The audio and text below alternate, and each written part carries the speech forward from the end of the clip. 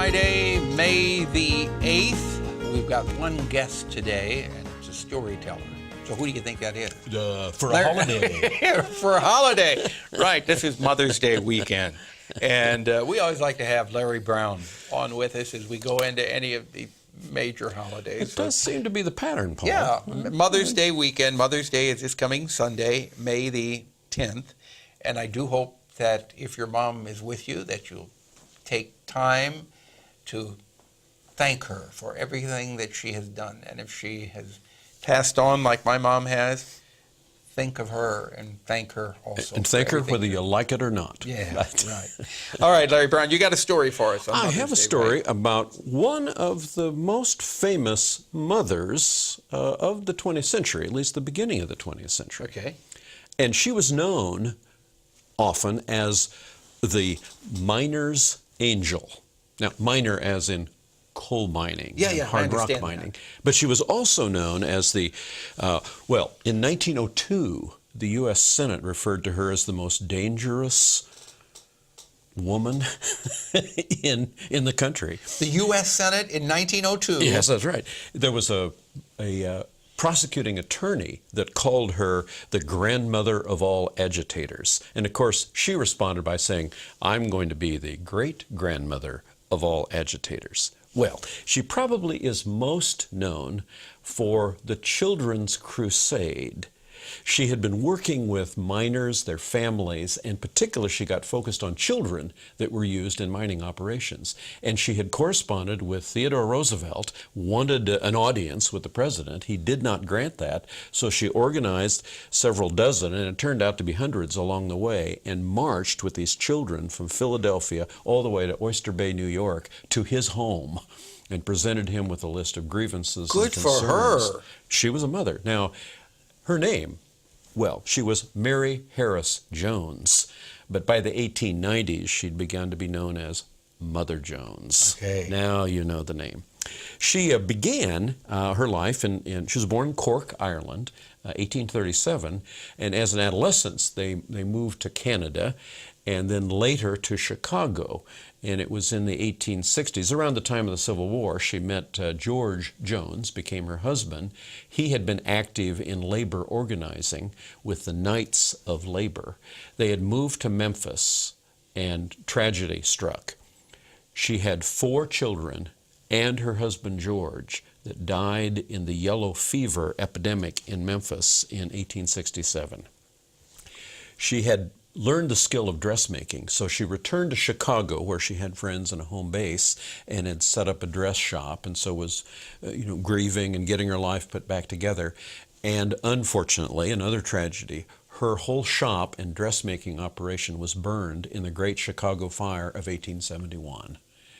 She turned then to friends she had in the Knights of Labor, and they came to her with such response that she essentially dedicated the rest of her life to helping miners and their families, and was a part of the labor organizing movement that occurred through the 1880s, 1890s, and she continued to be a radical activist clear into the 1920s.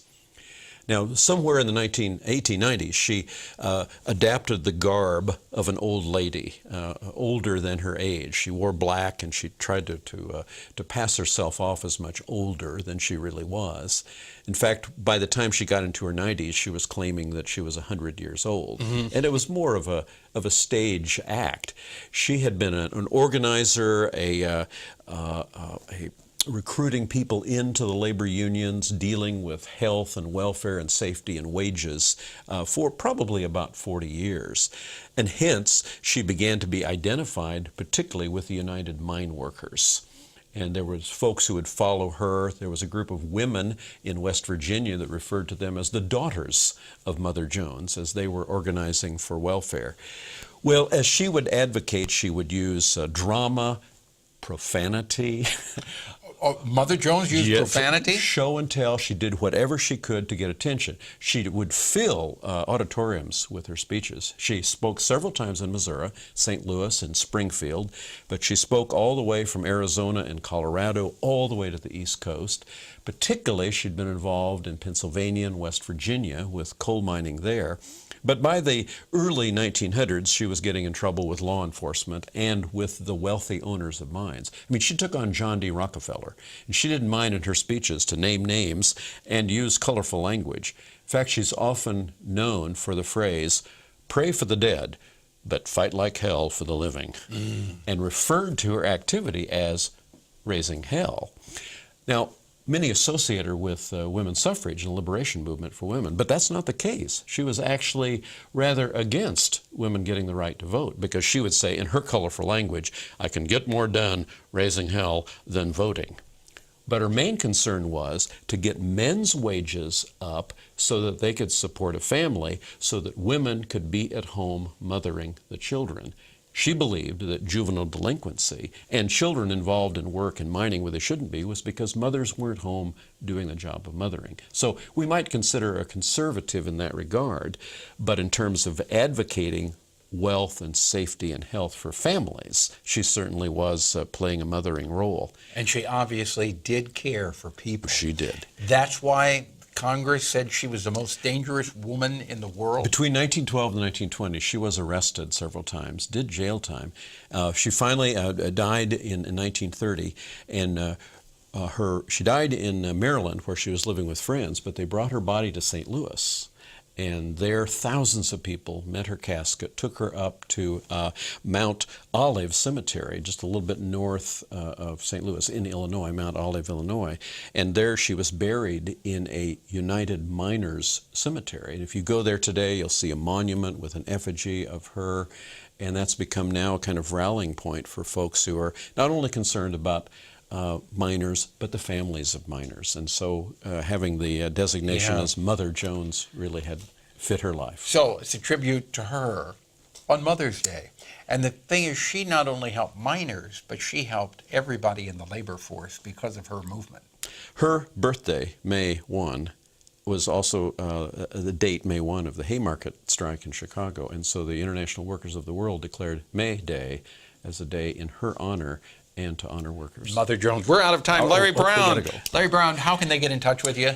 Well, you can check out my website, brownstory.com, or www.brownstory.com, or email me at brownstory@hotmail.com. All right. Larry Brown, thank you so much for coming by. And happy Mother's Day to all of you. We appreciate everything that moms have done all over the world. Our program directed by Travis McMillan, Reynolds Journalism Institute, Audio Pat Akers, KBIA, our floor director, Lowell Thomas, and our assistant producer and guest coordinator, Uncle James Meltzer. We'll see you Monday. Have a good weekend.